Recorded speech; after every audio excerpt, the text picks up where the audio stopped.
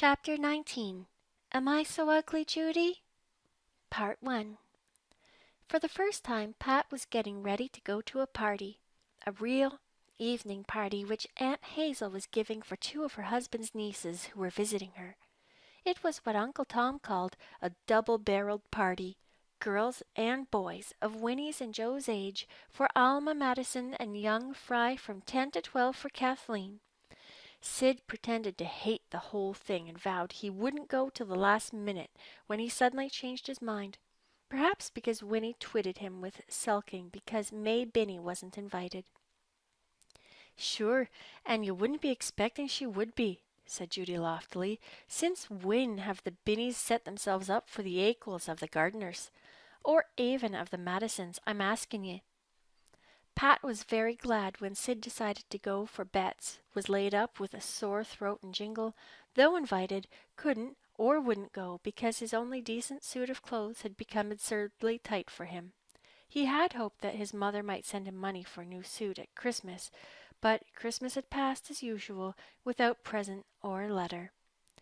"It's lovely to be nearly 11, Pat was exulting to Judy. "I'm almost one of the big girls now." "That you are," said Judy with a sigh. It was exciting to be dressing for a real party. Winnie had already gone to several, and it was one of the dear delights of Pat's life to sit on the bed and watch her getting ready. But to be dressing yourself? "Yellow's your color, me jewel," said Judy, as Pat slipped into her little party frock of primrose voile. "Sure, and when your mother talked of getting the Nile green, I put me foot down. 'One green dress is enough in a lifetime,' says I to her. 'Don't ye be rememberin' all the bad luck she had in the one ye got for her the weddin'? Never once did she put it on but something happened to her ere it.'" "That was true, Judy. Now that I come to think of it, I had it on when I broke mother's crown derby plate, and quarreled with Sid. We'd never done that before. And found the hole in my stocking leg at church, and put too much pepper in the turnips the day Aunt Frances was here to dinner. And anyhow,' says I, clinchin' the matter like, 'grain doesn't be suitin' her complexion, so the yellow it is, and you'll look like a dancin' buttercup in it.' "But I won't be dancing, Judy. I'm not old enough. We'll just play games. I do hope they won't play clap in and clap out. They do that so often at school, and I hate it, because, Judy, none of the boys ever pick me to sit beside. I'm not pretty, you know." Pat said it without bitterness. Her lack of beauty had never worried her, but Judy tossed her head. "They'd better wait till ye come into your full looks afore they say that, I'm thinking. Now, here's a trifle of scent for your hanky. Put a little behind my ears, too, please, Judy." "That I won't. Scent behind the ears is no place for dacency. A drop on your hanky, and maybe a dab on your frill. Here's your bit of blue fox for your neck, although I'm not seeing where the blue comes in, but it sets ye. Now hold your head up with the best of them, and don't be forgetting you're a gardener. You're to recite, I'm hearing?" "Yes, Aunt Hazel asked me to. I've been practicing to the little spruce bushes behind the hen house. Betts was to sing if she hadn't got a bad throat. It's just too mean she's sick. It would have been so wonderful to go to our first party together. I know I'll be lonesome. I don't know many of the Silverbridge girls, and I'll miss Betts so. She's lovely, Judy. They say Kathy Madison is pretty, but I'm sure she isn't prettier than Betts." Joe and Winnie and Sid and Pat all piled into the cutter to drive to Silverbridge through the blue crystal of the early winter evening, along roads where slender, lacy trees hung darkly against the rose and gold of the sky. That was fun. And at first the party was fun, too. Kathleen Madison was pretty, the prettiest girl Pat had ever seen in her life. A girl with close-cut curls of dark, glossy gold, a skin of milk and roses, a dimpled bud of a mouth, and brilliant, bluish-green eyes. Pat heard Chet Taylor of South Glen say she was worth walking 3 miles to see. Well and good. It did not bother Pat. The evening went with a swing. The Silverbridge girls were all nice and friendly. They did play clap in and clap out, but Mark Madison asked Pat to sit with him, so it did not matter if half a dozen other boys were jealously trying for Kathy. Oh, parties were fun. Then, in an evil moment, Pat's hair bow fell off, and she ran upstairs to put it on. Kathy Madison was in the room, too, pinning together a rent in the lace of her frock. As Pat stood before the looking-glass, Kathy came and stood beside her. There was no particular malice in Kathy. She liked Pat Gardner, as almost every girl did. But, unluckily, Mark Madison was the one boy Kathy had wanted for clap in and clap out. So she came and stood by Pat. "It's a lovely party, isn't it?" she said. "Your dress is real pretty. Only, do you think yellow goes well with such a brown skin?" Something happened to Pat as she looked at herself and Kathy in the mirror, something that had never happened before. It was not jealousy. It was a sudden, dreadful despair. She was ugly. Standing beside this fairy girl, she was ugly. Pale hair, a brown face, a mouth like a straight line, and a much too long straight line. Pat shuddered. "What's the matter?" asked Kathy. "Nothing. I hit my funny bone," said Pat valiantly. But everything had burst like a bubble. There was no more fun for her in that evening. She even hated Mark Madison. He must have asked her to sit with him only out of pity, or because Aunt Hazel had ordered him to do it. She could not eat Aunt Hazel's wonderful supper, and her recitation fell flat because, as Uncle Robert said, she did not put up any pep in it. Pep. Pat felt that she would never have pep again. She only wished she could get away home and cry. She did cry, quietly, as they drove home through the sparkling night of windless frost, over shadow-bared moonlit roads, between black velvet trees. All the beauty of the night was wasted on Pat, who could see nothing but herself and Kathy side by side in the glass. When she got home, she slipped into the poet's room to have another look at herself. Yes, there was no doubt about it. She was ugly. One did not mind not being very pretty. When Uncle Brian, the last time he had been down, had said to her on leaving, "Try to be better looking when I come back," Pat had laughed with the others, all except Judy, who had sent a very black look after Brian. But to be ugly! The tears welled up in Pat's eyes. She had never thought she was ugly until she had seen herself beside Kathy. Now she knew. What a way for a lovely party to end. Talk about Green being unlucky. Nothing worse than this could have happened to her and Green. It was she who was unlucky. Nobody would ever love her. Betsy couldn't really care for an ugly friend. Jingle must have been making fun of her when he told her she had a cute nose and lovely eyes. Eyes, just between yellow and brown. They had looked just like a cat's besides Kathy's enormous blue orbs. And her lashes. "Even if mine were long, I couldn't flicker them like she does," thought Pat disconsolately, forgetting that Kathy had flickered them in vain at Mark Madison. Pat's bed was by the window where she could see the sunrise, if she woke early enough. She woke early enough the next morning, but the wild red sunrise through the trees and its light falling over the white snow fields did not thrill her. She had very little to say at breakfast. She told Judy dully that the party had been very nice. She went to school, blind to the aerial coloring of the opal winter day and the dance of loose snow over the meadows. She kept aloof from all the girls who had also been at the party. They were raving over Kathleen's looks. Pat simply couldn't bear it. She had never been jealous of a girl's looks before. Bet's was pretty, and Pat's was proud of her. To be sure, she had always hated Norma, but that was because Norma was said to be prettier than Winnie. She wondered if Jingle thought her very ugly. She remembered the colored chromo of the pretty little girl in the Gordon parlor, which she knew Jingle adored. She did not know he adored it because he had heard someone say it looked like his mother. As Pat remembered, it looked like Kathy. Pat writhed. Did everybody think her ugly? The old man who called around once a week selling fish always addressed her as pretty, But then he called everybody pretty. She had never thought she was pretty. She had never thought much about her looks at all. Now she could think of nothing else. She was ugly. Nobody would ever like her. Sid and Joe would be ashamed of their ugly sister. Patricia, have you finished your composition? Patricia hadn't. How could you write compositions when the heart of you was broken? Part 2. There was company for supper at Silverbush that night, and Judy was too busy to pay any attention to Pat, although she watched her out of the tail of her eye. Pat had to wash the supper dishes.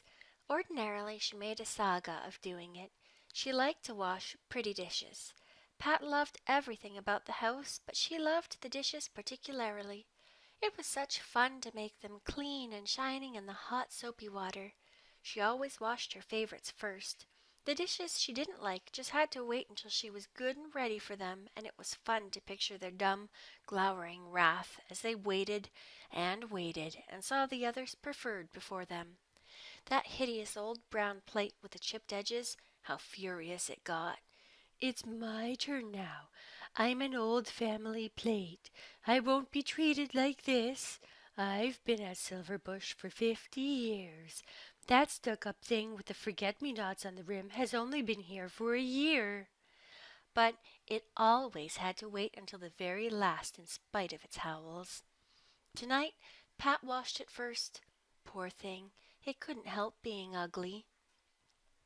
She was glad of bedtime, and crept off in mingled moonlight and twilight, while the purple shadows gathered along the lee of the snowdrifts behind the well, and the west wind in the silver bush was twisting the birches mercilessly. And then Judy, who had been out milking, invaded the room with a resolute air. "What do be ailing you, Pat? Sure, and if you're failin' the way you've been lookin' all day, there's something serious the matter. Wanderin' around without a word to throw to a dog, and peerin' into the looking glass betimes as if you was after seein' if the wrinkles was coming. Make a clane breast of it, darlin'." Pat sat up. "Oh, Judy, it's such a terrible thing to be ugly, isn't it, Judy? Am I so very ugly, Judy?" "So that's it. Oh. And who's been telling you was ugly, if a body may ask?" "Nobody. But at the party Kathy Madison stood beside me in front of the glass, and I saw it for myself." Oh. There's not many girls but would look a bit plainer than common beside me fine Kathleen. I'm not denyin' she's handsome, and so was her mother afore her. But she wasn't after gettin' any more husbands than her homely sister for all of that. Only one, and that one no great shakes, I'm tellin' you. With all her looks, she took her pigs to a poor market. It isn't the beauties that make the good marriages as a rule, Patsy darlin'. There was Cora Davidson now at the bay shore. She was that good lookin', the men were said to be crazy over her. But it's the fact, Patsy darlin', and her own mother it was that told me. There never was but one axed him to marry him. He axed her on a Wednesday, and on Thursday they took him to a lunatic asylum. Oh, I'm tellin' you. And have you ever heard what happened at her sister Annie's weddin' supper? They had the cake made in Charlottetown, a week before by way of being more stylish than their neighbors, and when the bride made a jab at it to cut, it didn't a bunch of mice run out and scamper all over the table?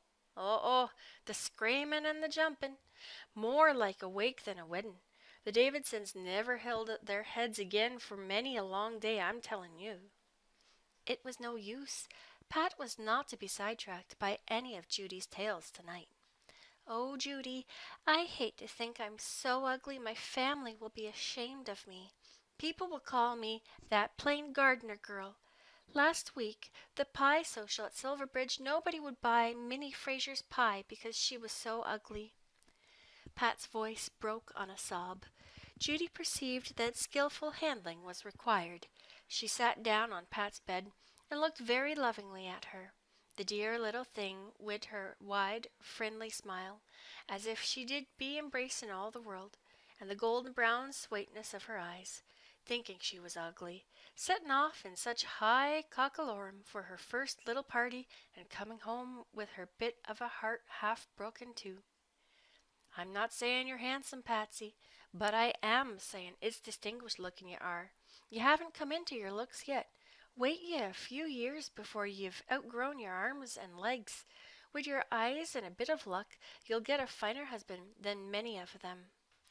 Oh, Judy, it's not husbands I'm thinking of, sobbed Pat impatiently. And I don't want to be terribly handsome. Bets and I read a story last week about a girl who was so beautiful crowds rushed out to see her, and a king died for love of her. I wouldn't want that. I just want to be pretty enough so that people wouldn't mind looking at me. And who's been mindin' looking at ye, I'd like to know, said Judy fiercely. If that stuck-up puss of a Kathy Madison said anything to hurt your little feelin's. It wasn't what she said, Judy, so much as the way she said it. Such a brown skin, as if I was an Indian. Oh, Judy, I can't outgrow my skin, can I? There's them that thinks a brown skin handsomer than all your Miss Pink and Whites. She'll freckle in summer, that one. And I'm not even clever, Judy. I can only love people and things. Oh, 'tis a great gift that, and it's not everyone that has it, my jewel. Now, we'll just be seeing where you are for looks, rail calm and judicial like. You've got the fine eyes, as Jingle told you.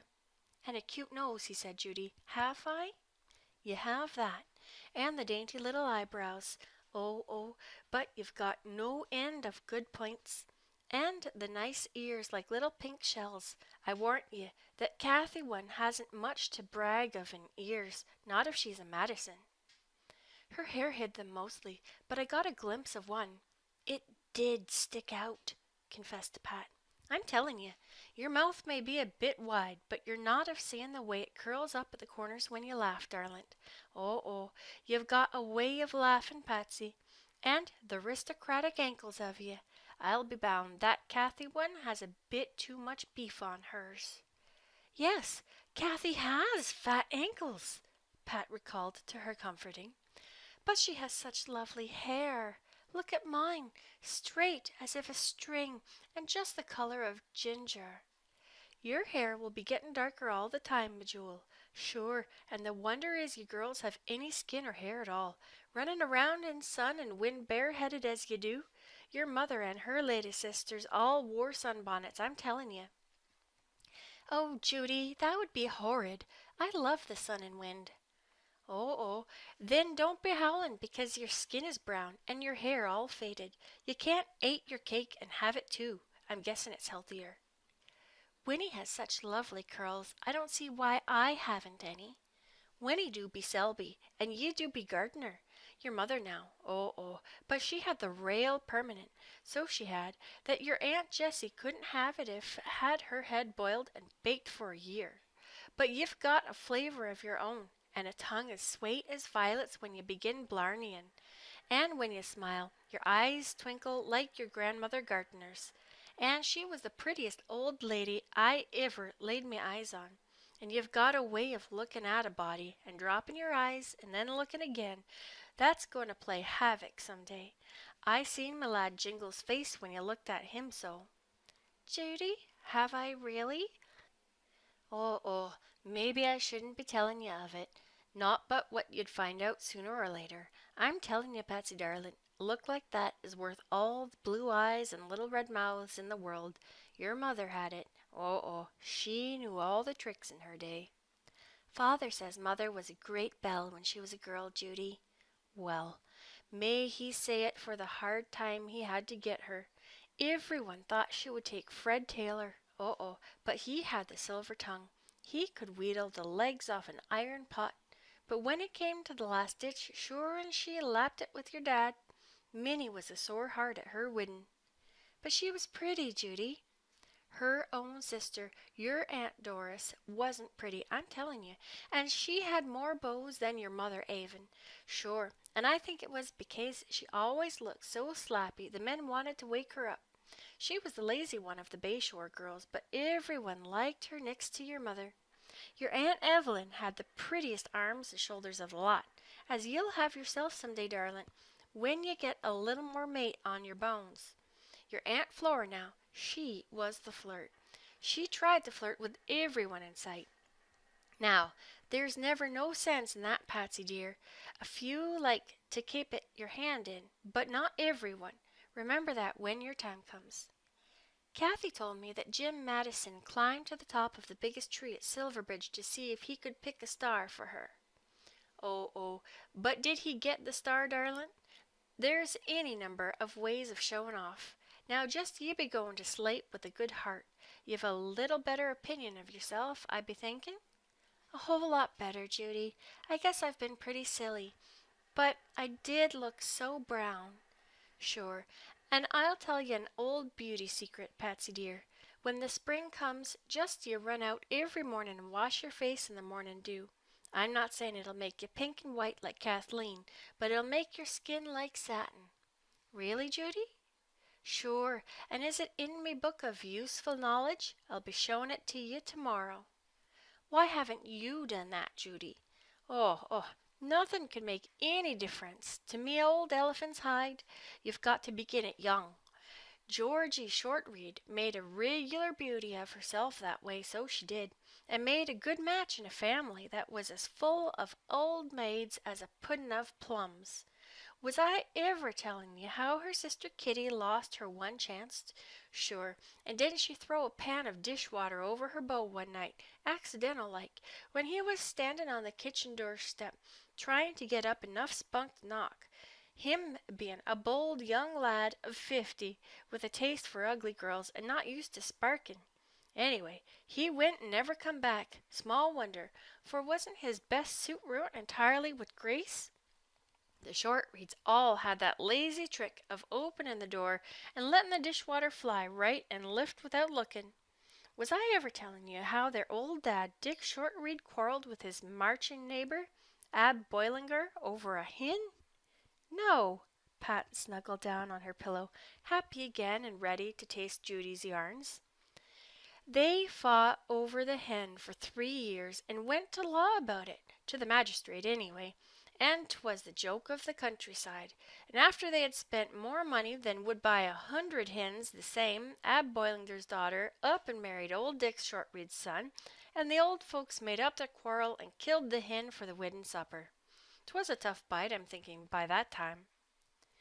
After Judy went out, Pat slipped out of bed to the window, where the moonlight was glittering on the frosted panes. Winnie had not come up yet, and the night was very still.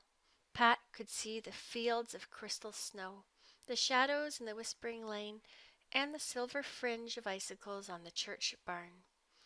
A light was shining in Betsy's dormer up at the long house. She was good friends with the world again. What did it matter if she had no great beauty herself? She had the beauty of shining meadows, of moon secrets in field and grove, of beloved Silverbush. Still, it was a comfort as she crept to bed again to remember that Kathy had the Madison ears.